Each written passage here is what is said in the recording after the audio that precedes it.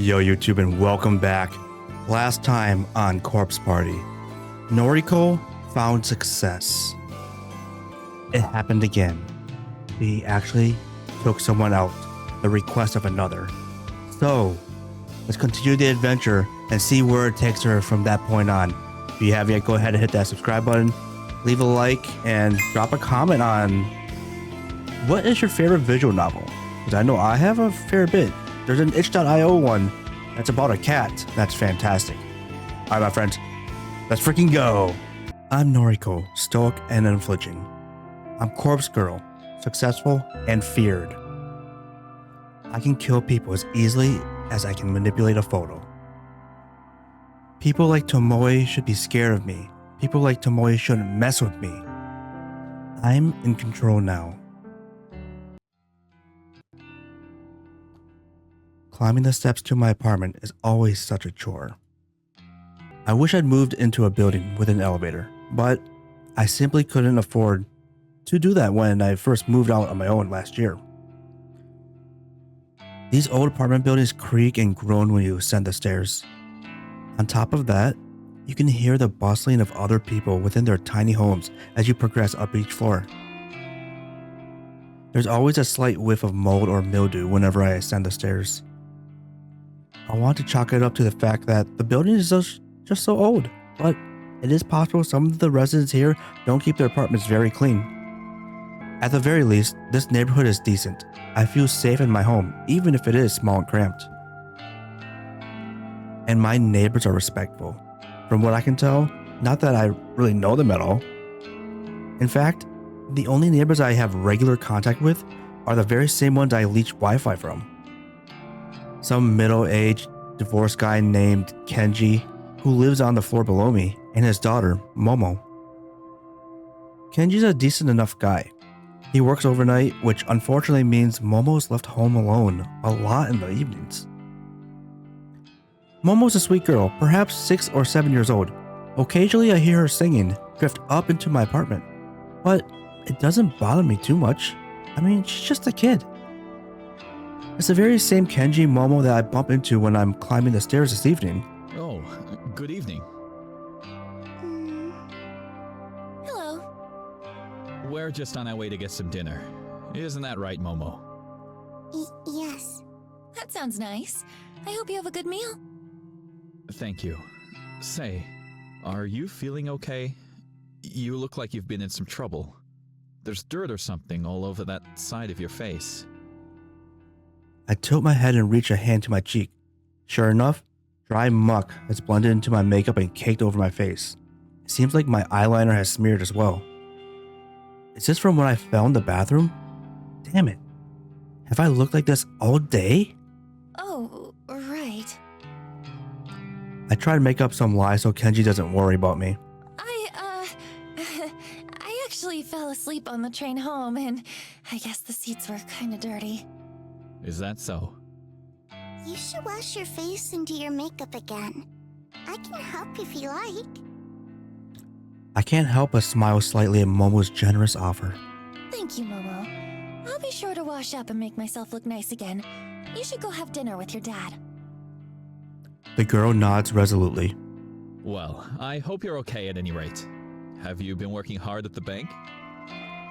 Oh, actually, I just work at the head office for the bank, so... Oh, that's right. Sorry. Data something, right? Yeah, data entry.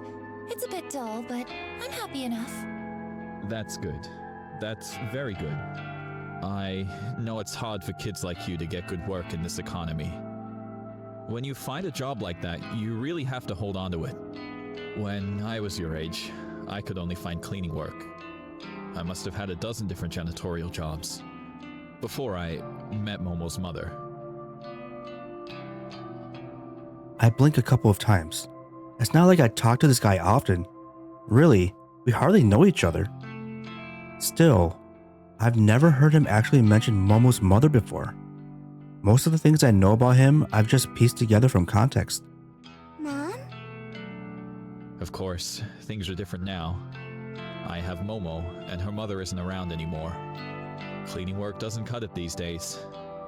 I was really lucky to get into security. It means I can work overnight while Momo sleeps, and I can still take her to school every day.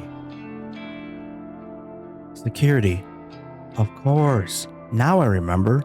He did mention when we first met what he does for a living. If memory serves, he works for a private security company. I assume he guards corporate offices or parking lots. Something like that. Anyway, what was I saying? Oh, yeah. Hold on to a job if you like it. That's very important. Thank you. I'm happy at Temujin, so I plan to stay there. Very good. Oh, Momo was telling me earlier what she wants to do when she grows up. Weren't you, Momo?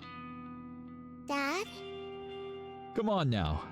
Tell Nariko what you want to be. Singer, maybe? A scientist. Oh, that's awesome.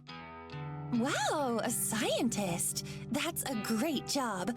I'll be rooting for you, Momo. The girl blushes and hides behind her dad.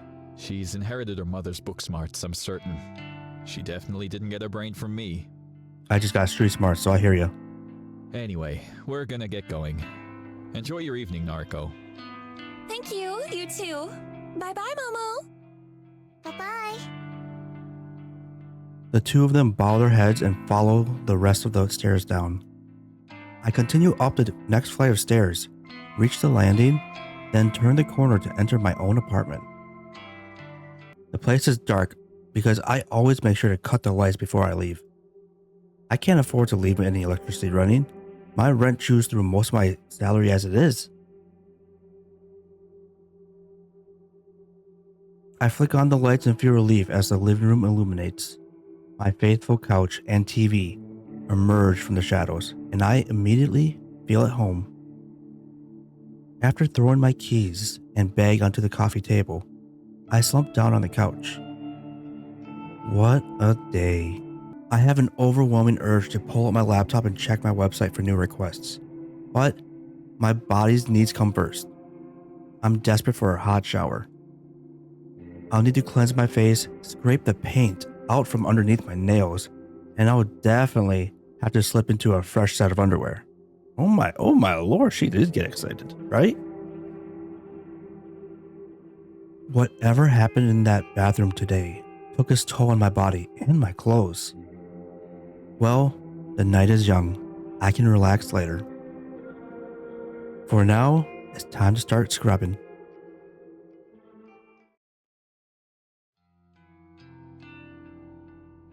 May 28th, Thursday morning. The convenience store is a little more crowded than normal. The mundane chatter of business people, students, and workers buzzes in the air like a swarm of relentless flies. Throughout the drone of mingled conversations, I happen to catch a few interesting words here and there. Have you seen that one website? What do you mean by request a death? My lips curl into a half smile, half snarl. Since he always cheats, I thought I might upload his photo. Oh my goodness.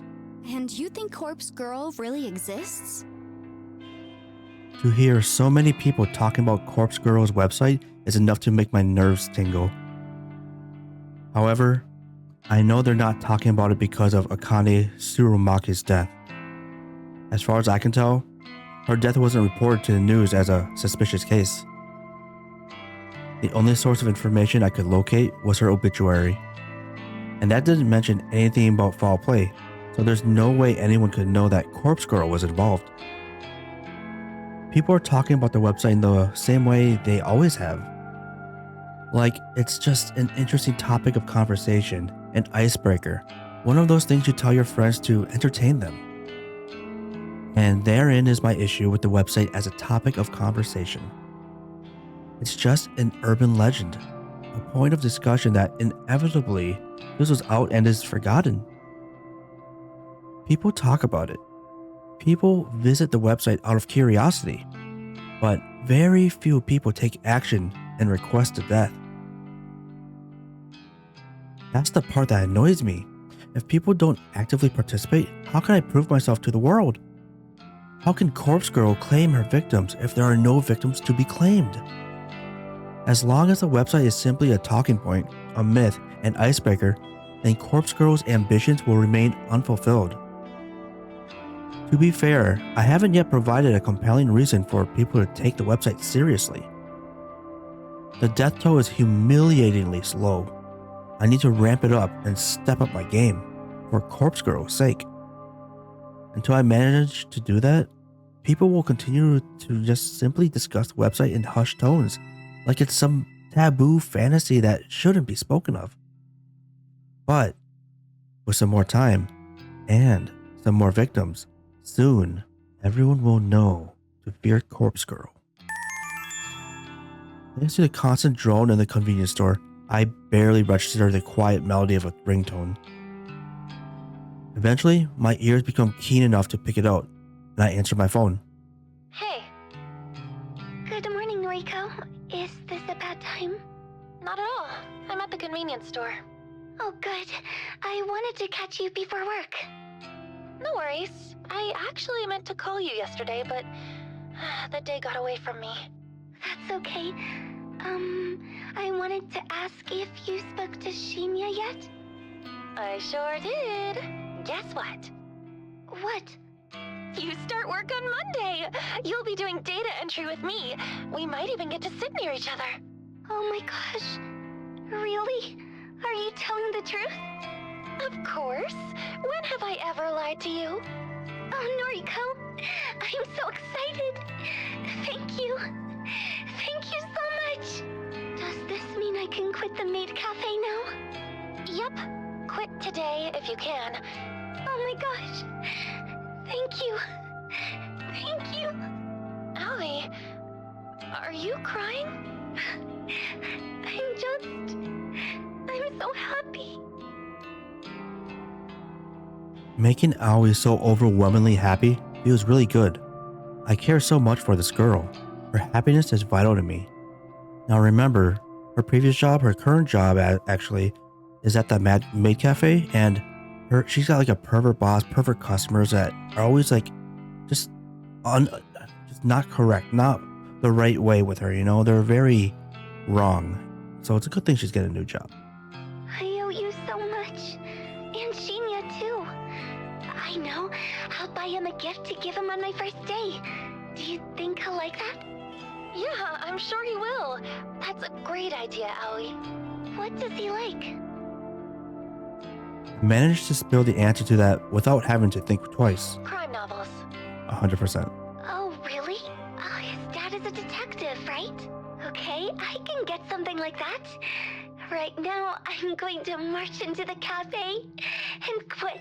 There you go, girl. You tell him. Good luck, kid. Okay, bye, Noriko. The call ends and I smile. Aoi sounded so happy. I'm really glad that I could help her out. She deserves to be happy.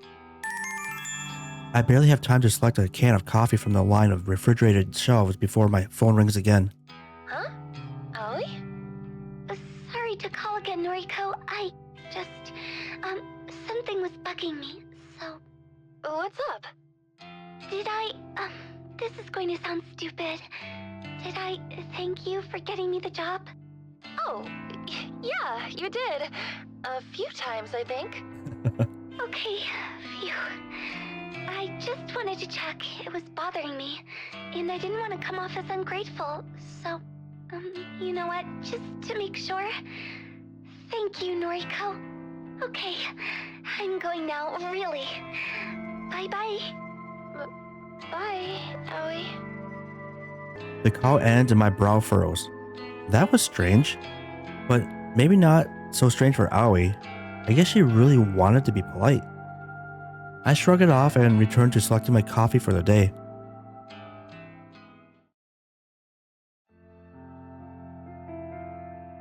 The office atmosphere is unusually somber when I exit the elevator. There are a few people around than normal.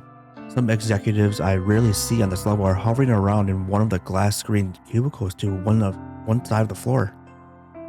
I spy Shinya standing at his desk, talking quietly on the phone. He's nodding and bowing a lot, despite the fact that whoever is on the other end of the call can't see him. I want to ask somebody what's going on, but nobody seems to notice me arriving. I shuffle my way to my desk and sit down. I spend some time looking over a spreadsheet of today's tasks. After going through it thoroughly, Shinya arrives in front of my desk, seemingly out of breath. Noriko, has anyone filled you in yet? No, what's going on? Why is half the office empty? Well, you see, somebody within the company died yesterday. Oh? Somebody we know? Shinya shakes his head slowly, his expression gravely serious. Nobody you would have interacted with. She was an exec up on the 21st floor.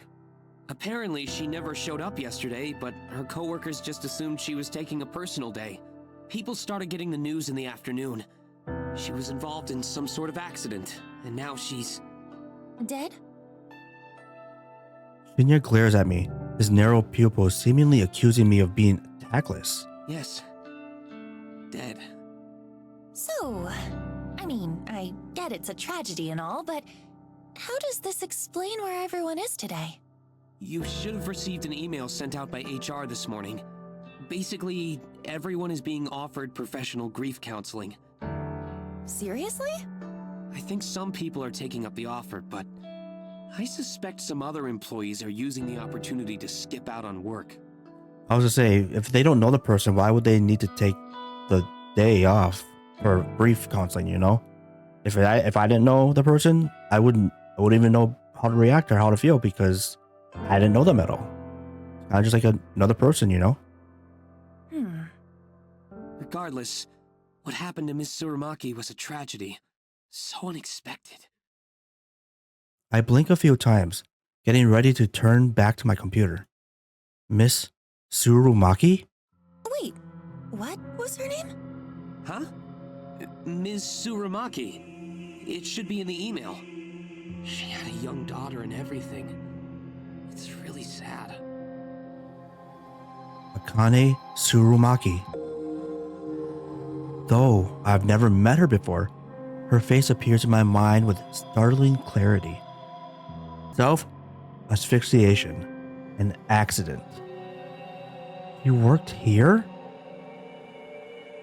I can scarcely believe it. It's true that this is a massive company with thousands of employees Japan-wide, but still, for her to work in the very same building as me, it's too coincidental. It doesn't feel right. Would I have gone through with killing her if I knew she worked in my building? This scenario creates more questions than answers. The person that requested her death, do they also work here? It would have to be somebody who knows her well enough to want her dead. Odds are high that they work here as well. You okay? I realize that I've been spacing out and I turn back to Shinya. Yeah, sorry, just thinking is all. Well, grief affects us all in different ways. I think. The details for the counseling sessions are in the email. Be sure to take up the company's offer if you think it'll help. As for me, I think I'll be okay. Some quiet reflection on the matter should help clear my head. Sure, okay. Plus, I have a date with Tomoe to look forward to. It's important to look ahead in times like these, isn't it? I think I read that somewhere. Ugh, yeah, that's what they say. Very well then. Do your best today, okay? Right. Shinya takes his leave, and I let my shoulders slump. I killed someone from my office building, but I didn't know that at the time. Could my involvement be traced? No. I was careful to cover my tracks. I deleted the photos from my computer, discarded the burner's phone SIM card, and trashed the phone itself. There's no way anyone will find out I was involved. Besides, I don't even know if authorities are treating the case as a murder. As far as general information goes, it would seem like it truly is being treated as an accident. I'm in the clear. I know that. However, I sure would like to uncover the identity of the person who requested Tsurumaki's death. The thought that I could be someone I work with makes me way too curious.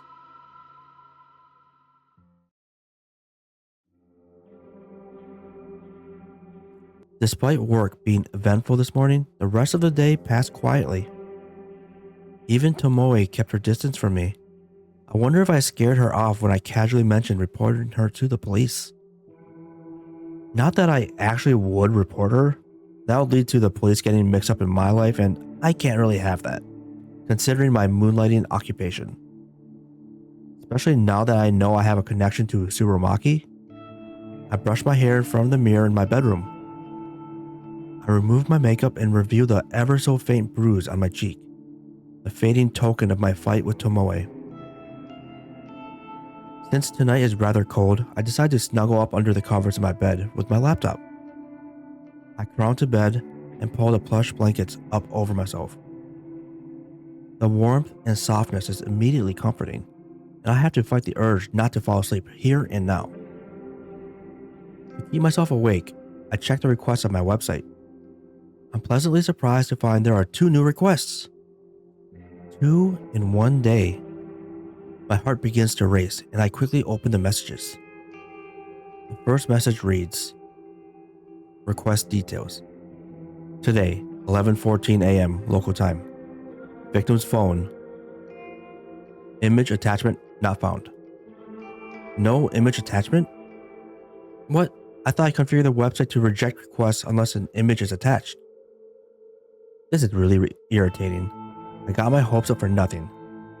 Takes me a second to remember that there's another request waiting. My optimism renewed. I hurriedly click into the unread message. Request details. Today, 5:06 p.m. local time. Victim's phone. Downloading image attachment. Yes, this request has submitted correctly. The image is loading before my eyes. The new victim is male, early 20s. He's fit and athletic looking. His clothing is casual, so it's impossible to infer what kind of work he does. The photo of him is pretty simple. I don't know if he uses it for his noise profile or if it's an ID photo of some sort. Either way, he looks like a happy person.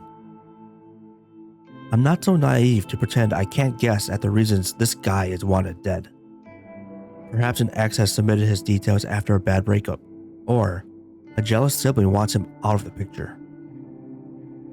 People's motivations are purely selfish. Requesting the death of somebody is guaranteed to be motivated by self-interest. So, why did someone want Tsurumaki dead? She was so plain looking, so uninteresting. She didn't look like she was capable of even thinking about wronging somebody. Did somebody want revenge on her? Or did someone simply find her so dull that the thought of removing her from the planet seemed appealing? I interrupt my own thoughts and return to the task at hand. Dwelling on a past victim won't do me any good if I want to continue my streak of success. This new guy is attractive. It's almost a shame to have to chop him up. Well, we all get what's coming to us. No sense in trying to avoid scarring a pretty face. Beauty is superficial anyway. I know that as well as anyone. No one deserves to be spared just because they're good looking. Beautiful people should suffer as much as anyone else. Beautiful people do suffer as much as anyone else. Take Aoi for example. She's gorgeous, absolutely stunning, and definitely my type. But she suffers endlessly at the hands of cruel stalkers and patrons. Everyone suffers, beautiful or not. We all cop the crap we're dealt. So why fuss over a beautiful corpse? This guy, or Aoi, or even Tomoe on a good day. Beautiful people die the same way as the average person. The guy on my computer screen probably doesn't deserve to die. I'm pretty sure there's some petty reason his death has been requested. But I take all requests seriously. I won't turn a single one down. Corpse Girl's convictions will pave the way to her fame. With a smirk and a lick of my lips, I get to work. I've got a nice, clear photo here, so I can go all out on the request. I hit up the DD, the database of the deceased, and spend some time selecting a suitable base image. I hesitate between choosing an image of a corpse with a knife in its throat or a body soaking in a bloody bathtub with its wrist slit. Either image would do just fine, but I really want something special for this latest victim. After all, I have to top my last success, right? Another 5 or 10 minutes pass until I gasp at coming. Another 5 or 10 minutes pass until I gasp at coming across the perfect photo. Thanks to my clever use of tags and filters on the DD, this image matches my victim's description perfectly. 20 to 30 years old, athletic build, male. The corpse's legs are severed below the knees. Bloody stumps leak their vital fluid from on high. The body is hanging from a set of power lines on some suburban street. It's perfect. Beautiful, even. It will help me create a beautiful death for a beautiful person. I kind of have to question the story behind this photo. I wonder if the police ever investigated and discovered what happened to the sucker. Well, regardless, this will serve my purpose. I download the highest resolution copy available and save it to my hard drive. My fingers trace along the computer's trackpad with practice movements, clicking, tapping, dragging at random intervals. The night carries on.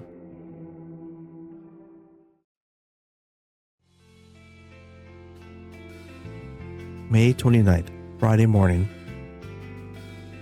My walk through the train station this morning is confident, cocky, self-assured. When I board the train, I even managed to take a seat for the first time in a while. I withdraw a worn book from my handbag and flip open the cover. There's a name scrawled in blue ballpoint pen on the first page, but it has become faded and illegible over time. I don't quite remember where I picked up this book. Maybe I discovered it at a secondhand bookshop? Who knows? I own so many obscure tomes that I can't be expected to recall purchasing every single one. Its aged cover and weathered spine both bear the same title. Boss Photography, a comprehensive history of photo manipulation. The book is written in English, and it's a slog to work through with my limited knowledge on that language. But I like to skim through it primarily for the photographs contained within. The examples of early image doctoring from centuries ago fascinates me. The book even features techniques and studies as recent as 1993, when it was first published. It's true that a lot of techniques discussed within are no longer relevant in today's digital age. However, there's a hearty section dedicated to the art of manipulating corpse photos, something that I am indeed very, very interested in. The most intriguing aspect of this section's content is that the featured artists perform the opposite kind of work that I do. Instead of manipulating images of the living to make them appear dead, the artists in the book edit images of the dead in order to make them look alive once more. In bygone eras when photographs of people were taken few and far between, a sect of artists dedicated themselves to honoring the memories of the deceased. They did this by making the photos taken upon death look beautiful and full of life. These photos were gifted to family members and loved ones. The tradition makes sense. Imagine if you lost someone dear to you and you had no photographs of them. Wouldn't it be wonderful to receive one last memento? A beautiful image of the way you remember them? Instead of using makeup to beautify a corpse, these artists applied paintbrush and pen directly to a photograph to seemingly bring the deceased back to life. The impressive aspect of this process is the way they illustrate the corpse's eyes to look full of life. Even though it's a far cry from the work I do, I can't help but feel some sort of kinship with the artists discussed in this book. Surely we are cut from the same cloth. Browsing through the images in this book inspires me to work hard at my photo editing. Many of the pictures are in black and white, but to me, that only drives home how impressive these old techniques were. I finished flipping through a chapter and closed the book. I hold the tattered tome close to my chest and breathe a sigh of satisfaction. The next station is Shinjuku. The doors on the right side will open. Please change here for the Chuo line, the Shonan Shinjuku line, the Saikyo line. I quickly stuff the book into my handbag and get ready to disembark the train.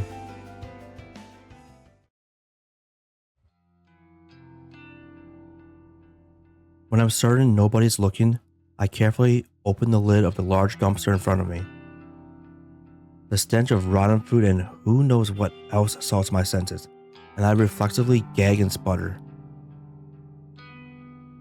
The staff at the convenience store really need to seal their trash in plastic bags before tossing it in here. Ugh, this is disgusting. I have to stop doing this. The raised open lid locks into place at a 45-degree angle, allowing my now free hands to retrieve a small black object from my handbag. It's a flip phone, a cheap plastic thing with a shiny charcoal finish. I open it up and tap on the retro tactile keys, confirming that I've completed. I open it up and tap on the retro tactile keys, confirming that I've completely deleted all sent messages and photos. Nodding to myself, satisfied that I've covered my tracks, I eject the battery from the back of the casing and toss it in the dumpster. I then snap the phone in half along the hinge, separating the front screen from the keypad. The screen crunches into pieces with a gratifying underneath my shoes. I retrieve the smash parts from the asphalt, careful not to prick my finger in the sharp glass. With hardly a glance, I unceremoniously launch the broken parts of the phone into the dumpster. I clap my hands together to dust them off, then shut the dumpster lid and hurry away. I sidle between the brick wall of the convenience store and a narrow metal railing intended to keep people like me away from the dumpsters. Now in front of the convenience store, I finally feel I can breathe deeply without fear of inhaling the toxic contents of the dumpster.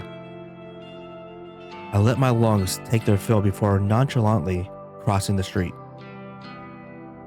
That takes care of my latest burner phone. Before leaving the office building, I cracked the SIM card in half and disposed of it in the combustible trash. Now, with the phone itself destroyed and discarded at a different location, my mind is at ease. It has been slightly less than 24 hours since I messaged my last victim, that athletic guy that I may have briefly fantasized about during my restless slumber. My general rule of thumb is to keep a burner phone for exactly 24 hours after sending a photo. However, I made an exception today. I wanted to discard the phone early, clear my anxiety, and get a full night's rest tonight. Besides, it's not like anyone ever replies to the messages I send. I'd love it if they did, but it is what it is. So really, there's no point holding on to the evidence of my wrongdoing for longer than necessary. If memory serves, I wrote tomorrow's date on the latest victim's timestamp, May 30th, 10:31 a.m. The victim may decide to kill himself today, of course. He could end up just like Akane Tsurumaki, but if he's anything like her, he'll hold out until just a few hours before the designated time.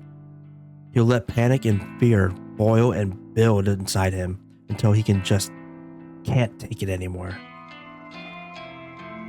Or someone else will come along and end it all for him. I can't be sure. I still don't know what happened to Ruri Hatano. Did she kill herself or did someone else snuff out her life? Either way, I'll start researching obituaries tomorrow. I'm confident that this will be another successful request. If it is, I'll truly be on a winning streak. With butterflies in my stomach, I cross the road.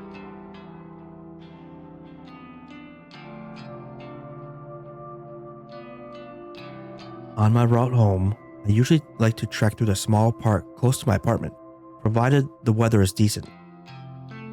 I avoid the park in the mornings as a lot of people walk their dogs. I can't risk my allergies flaring up before I reach the office. In the evening, the park is much emptier. I suppose I finish work a bit earlier than most people.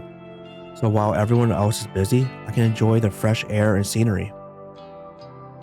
I make my way along the neat, broad dirt path that connects one side of the park to the other. Wooden benches line the path at regular intervals, and at this time of the evening, it's common to see a homeless person or two using the bench as a resting place. This city has more homeless people than the general population would care to admit. I try to not think much of it as I walk by every day. I already know that many people have it worse off than I do, but there's not exactly anything I can do to help, right?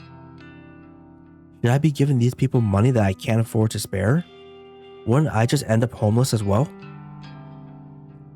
I'm not exactly broke, but I live month to month on my salary. It's expensive to live on the outskirts of Akihabara, and commuting to Shinjuku every day isn't exactly cheap either.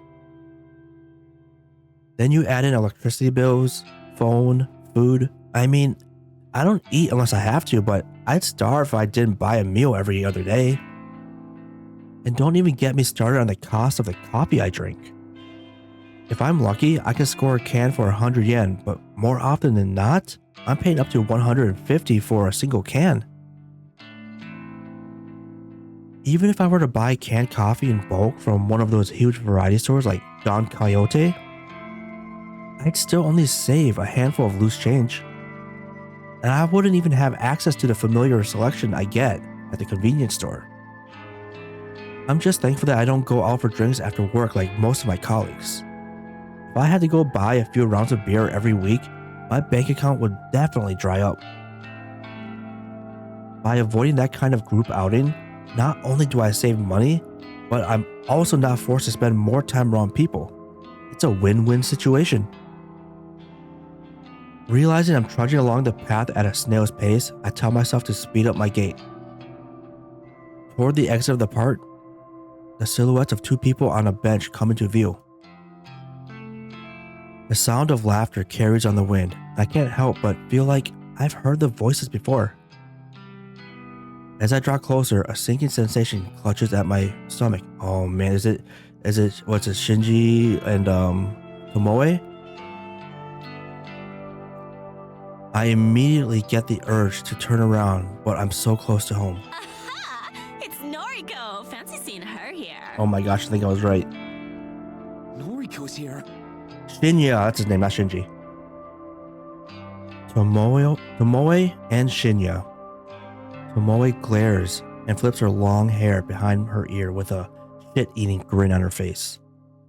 Shinya looks kind of out of place outside the office. His face is filtered by an especially uncomfortable expression. I start to wonder why these two are here, but then I recall that Tomoe did mention they were going on a date on Friday night. I suppose it's just my bad luck that I would run into them on the way home. Though, what are they doing here in Akihabara? I have to assume that Tomoe came here on purpose just to spite me. On your way home? Uh-huh.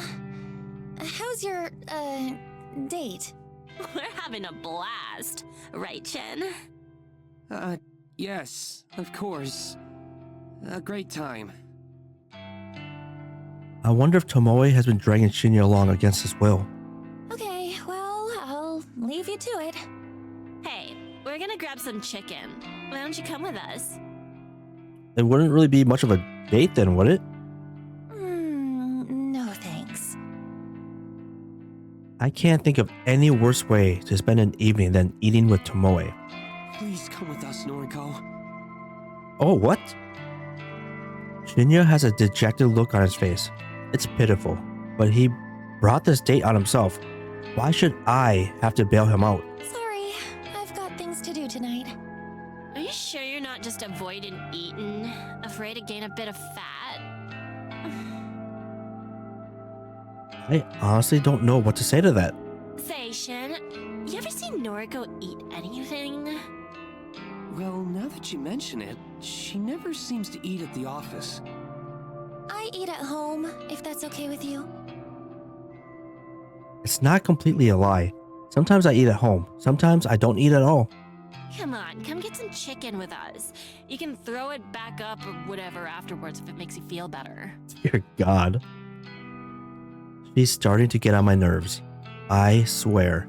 She tries to identify my flaws and insecurities just so she can rub them in my face. Tomoe, you're not being very nice to Noriko. Aren't you two supposed to be friends? We're besties. Besties talk shit to each other, right, Noriko? Right. Huh. Fascinating. Anyway, I'm going now. See you on Monday.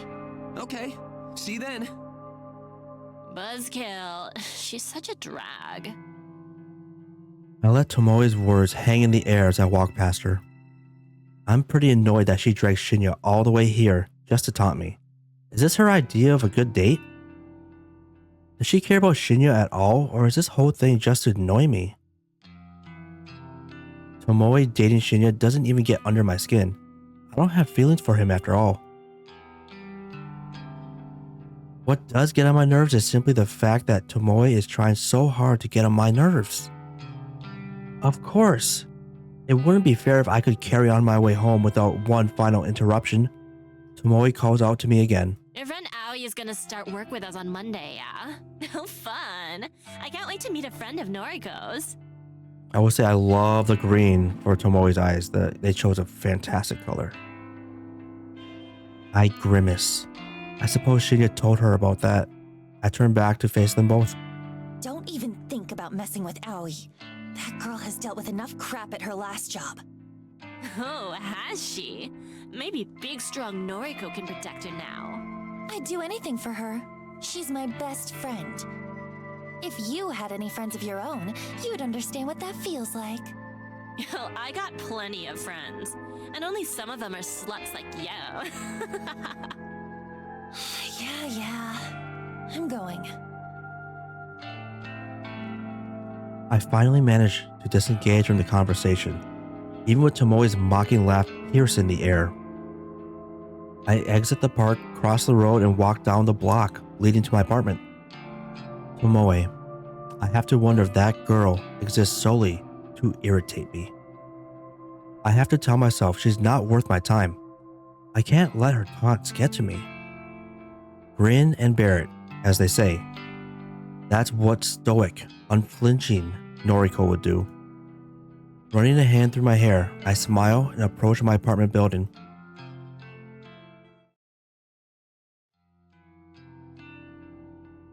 May 30, Saturday afternoon. I spent all morning trying unsuccessfully to calm my nerves. I'm anxious about finding out whether my latest victim has perished. It's afternoon now, so the time written on his photo has passed. If my work was successful, I should know soon enough. I've already set up an obituary news alert on my phone to keep me informed. Instead of sitting at home all day and waiting for my phone to go off, I decide to visit an old favorite hangout. Public libraries don't get the credit they deserve in this age. They're quiet, calm, soothing. I can sit here for hours, for free, and just get lost in different worlds. Plus, they always carry works by my favorite authors. Sometimes the librarians are even kind enough to recommend titles that might fit my tastes. I don't feel judged here. Nobody looks at me and mocks my clothing or my makeup. Nobody looks at me and asks if I've had enough to eat lately. Nobody makes fun of me, that lonely girl in the corner reading Lovecraft and calmly stroking her hair. Every so often, I put my book aside and check my phone out of habit. Still no alerts. Have I miscalculated something? Did my latest photo not look convincing or damning enough to inspire suicide or murder? I find myself growing increasingly anxious and impatient. Cthulhu, huh? You a Lovecraft nerd? Whoa, who's this? Kojiro? I blink twice and look up at the strange man standing over me. Huh? So, Notice you're reading Lovecraft. Huh. In Japanese, too. Didn't know this book had been translated. Yeah. My English isn't great, so I read the translated versions. That's mad. Do they translate esoteric names? Can't imagine Cthulhu being easy to write in kanji. Well, it's written in katakana, so... Course. Kojiro. The man extends a hand, and I can't tell if he wants me to shake it or pass him my book. What? I'm Kojiro. You? Noriko. Kurosawa. Nice. Just Kojiro for me. No last name. Call me Koji. You don't have a last name? Used to. Lost it. Fire, you know. I'm just Kojiro now. This guy is weird. His clothes smell like they've been stashed in the back of a closet for a decade or two. His face is unshaven, and his eyes are scarily clear and focused, despite being masked by a pair of thick glasses. Didn't mean to keep you. Saz again. I'm looking for Nobel Sinclair. He around here? What does he mean by Saz? I mean, I don't know. Who? Writer guy? Did that book about befriending the dead? The librarian told me to check these shelves. Sorry, I don't really know. No worries. I'll find him. You know, you look like the type who'd enjoy his books. Not to judge you by your cover. Need a strong stomach, though. Messed up shit. Oh, dang. As much as I hate to admit it, this stranger has captured my interest. How messed up are we talking? Well, his first book describes dressing up corpses, taking them to dinner. Goal is to not get caught out. Mad, right? Like something out of that American movie, Weekend with Bernard? Or something like that. Second book goes nuts. Main character fills a school classroom with bodies, all dressed up as students. Runs lectures and records them, puts them online. Holy crap. Best part? No one can figure out if these books are fiction. Internet says Nobel Sinclair actually did these things. Says he's doing time now, writing these books as a confession. Interesting. Right? It's deranged. Makes for a good bedtime reading. Huh. You want noise? Well, of course you are. Yeah. You? Yeah, at Koji Koji. Add me if you like. We can talk shop. I'm gonna find Nobel. Wish me luck. And without so much as a glance back at me, the man walks away. I try to return to my reading, but that whole conversation just replays back in my head. What a bizarre encounter. Maybe I'll just head home for today. Being here has helped me calm down, but I am still eagerly anticipating the fate of my victim. Besides, I have to admit that I'm growing a little bit hungry. Maybe onigiri, a rice ball from the convenience store will tide me over until tomorrow. I gather my things and stand up, letting out a little "hoo" as I stretch my muscles. As I head toward the sliding doors to leave the library, a little alert sounds from my phone. This is it. My phone is in my hands in less than a second, the screen unlocked and the obituary page loading before my eyes. Article posted online today, 2:39 p.m. Keywords found 3. Mr. Accident numerical data range 20 to 30. Image data found. Yes. Saturday, May 30. Mr. Aiichi Hanada, 22, of Tokyo Prefecture, was pronounced dead this afternoon at a traffic intersection. 12:02 p.m. Coroner's office reports that Mr. Hanada was involved in a traffic accident. No other casualties have been reported. Mr. Hanada is survived by his fiancée, who wishes to remain anonymous. A funeral service has not yet been arranged. View image attachment? I quickly load the image attachment and can't believe my eyes. The photo is the exact same one that was sent to me through Corpse Girl's website. There can be absolutely no doubt that this is my latest victim. I've done it again. My breathing starts to quicken. My cheeks begin to grow hot. I know from experience that if I don't get somewhere private and quickly, I may very well make a fool of myself in public. I quickly glance around the library for a sign pointing to a restroom. As soon as my eyes settle on it, I dash toward it, swerving between bookshelves and through narrow aisles. There's one door for a unisex bathroom, an unremarkable beige portal. The muscles in my thighs are tightening, and I squirm as I reach for the door. My hand grasps the cool metal handle and presses down, only to be met with immovable resistance. It's locked. There's a sign on the door, a notice I completely ignored in my haste. Closed for cleaning. Shit. I curse despite my best efforts to keep a low profile.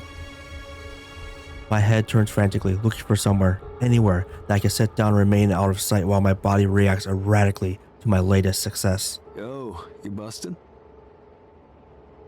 This guy again. I need to use the restroom. I hope you can't tell that the expression on my face is not one of desperation to use the facilities. On it.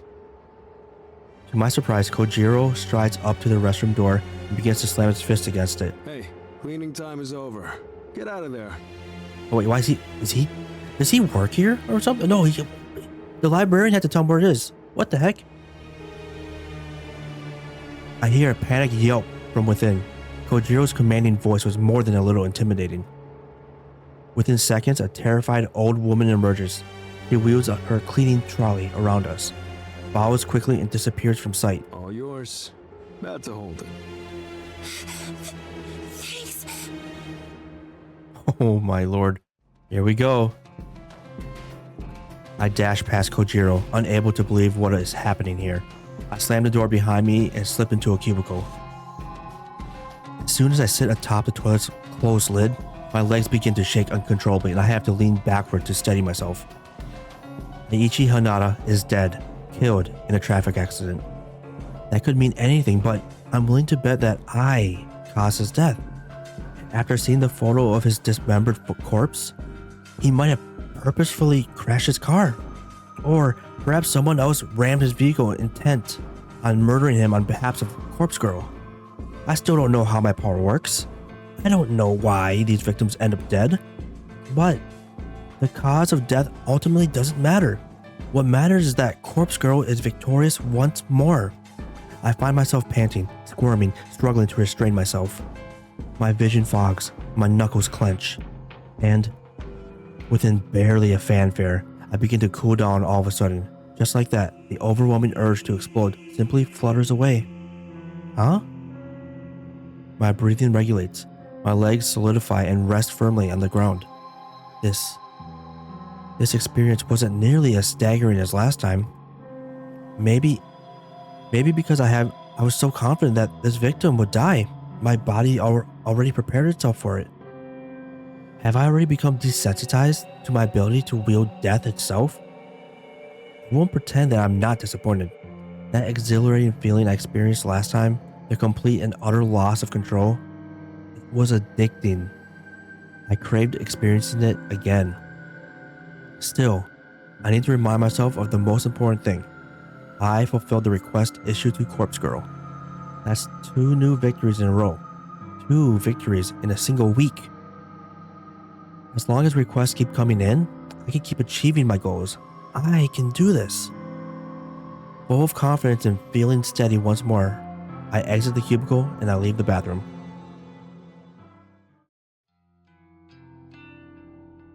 That strange man, Kojiro, is waiting for me at the end of an aisle. You good? Yeah. Hey, thanks for, I really needed the bathroom. Course. Been there. Gotta go when you gotta go. Look what I found. Kojiro holds up a book with a plain black cover. Nobel Sinclair's latest. Dazed by the Dead. It's a ripper. Oh, what's that one about? Falling in love with the dead. Read it already last year. Time for another go. Oh, here. Kojiro hands me another book to me. This one with a brown cover. An illustration in the front depicts a field of flowers. What's this? Sinclair's first ever published work, Strange Flower. Title's nonsense. This is the one where he puts corpses in suits, treats them to meals at fancy restaurants. Sounds so... oh my lord. Loaned it out under my name. You take it. Return it before the due date. Can't risk getting fined. Oh, well, thank you. I'll be sure to read it. Sure. Send me your thoughts and noise. Right. Be seeing you. A brief wave of his hand and he disappears behind the closest shelves. I can't really get over how peculiar he is, but he certainly is making an effort to be friendly. I turn the heavy book over my hands and look inside the front cover for a publication date. 2009. It's actually not that old. Definitely not as old as the fiction I normally consume. I shrug and hoist the bulky tome underneath my arm and make for the library's exit.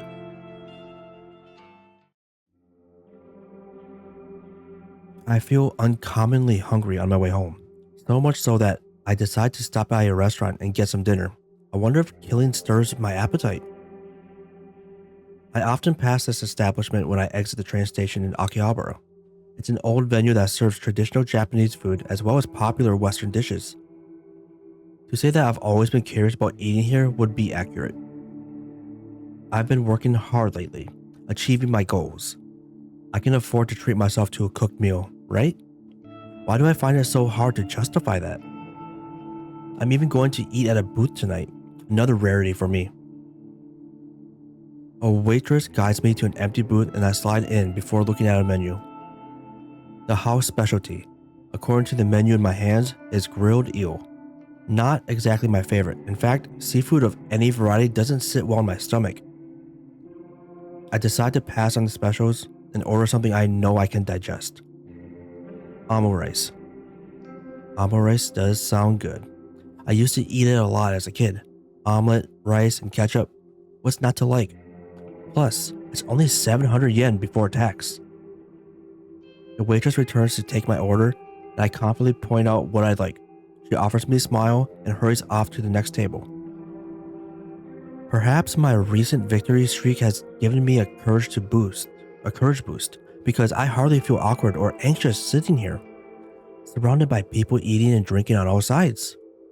I'm somewhat calm and at ease amidst the hustle and bustle of the restaurant. I almost feel like it might be nice to have company.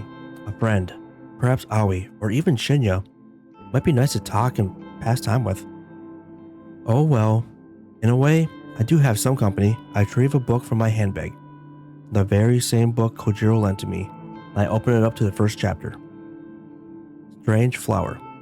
An odd, apparently meaningless title. Still, it comes highly recommended by an eccentric stranger, so it must be good. My meal arrives when I'm a few pages into the book. I thank the waitress and look at the amo rice before me. It smells good. It's presented beautifully. I could probably eat at least a quarter of this portion without feeling ill. I pick up a spoon and slice through the middle of the amo rice, causing a puff of steam to billow up. Throwing caution to the wind, I scoop up a good amount and bring it to my mouth. It's delicious. There's no other words to describe it. The convenience store meals I normally eat can't even compare to something like this. The egg is soft, the rice is fluffy, and there's just enough ketchup along the top. I can take a second mouthful, then a third. I can't help but giggle a little at the thought of myself just sitting here, eating like a normal person. All the people around me probably think I'm a normal person too. Just a girl sitting at a restaurant eating her dinner. Another quiet giggle escapes my lips, and I gently dab my mouth with a napkin. I set my spoon to the side and return to the book in front of me. The author of this work certainly is interesting. Nobel Sinclair. According to the bio inside of the front cover, he moved to Japan from overseas at a young age. The The book was written originally in Japanese. It's not a translation, but even so, the writing style is quite unusual. I can't quite put my finger on what is so strange about it. Maybe it's the lack of complex kanji used throughout. Everything is written rather simply, in hiragana, almost like the intended audience is elementary school kids. But that can't be right. The themes contained within are truly disturbing. Maybe the author just doesn't have the greatest comprehension of writing in Japanese. It's true that a lot of adults have trouble with complex kanji. Professional authors, though, not so much. Anyway, it's not like it matters too much. The book is interesting enough to keep me turning pages. I must be completely absorbed in reading because before I know it, a waitress is politely letting me know that the restaurant is closing soon. I nod and look at the plate of omelets in front of me. The meal has gone cold and I only ate 3 bites. Still, I'm feeling full now, and I really enjoyed what I did eat. I don't even feel any added weight to my hips as I get to my feet. That's definitely a positive thing. I stretch my arms and legs, put my book in my bag, and offer the waitress some money along the bill. A blast of frigid night air nearly sweeps me off my feet when I step off the restaurant. If I had known the weather was going to take a turn for the worse, I would have brought my scarf and jacket. It's the end of spring, so unpredictable cold weather is pretty rare. I guess I can't be blamed for not bundling up. Anyway, it's not raining and I'm close to home, so it shouldn't be a problem. I head down the street and watch a few shop owners closing their stores for the night. They don't pay me any mind as I wander by. My phone bursts to life and rings out in the quiet night air. I grab it and press it close to my ear for warmth. Hello? Aoi? Noriko? Hello? Is this a bad time? No, I'm just walking home. You're out at this time of night? That's not like you. I stopped somewhere to eat. What's up? You stopped to eat? Say, about the new job. What is it? I spoke to the manager at the maid cafe, but he said I can't quit. Oh, bullcrap. You just quit. Don't worry about them.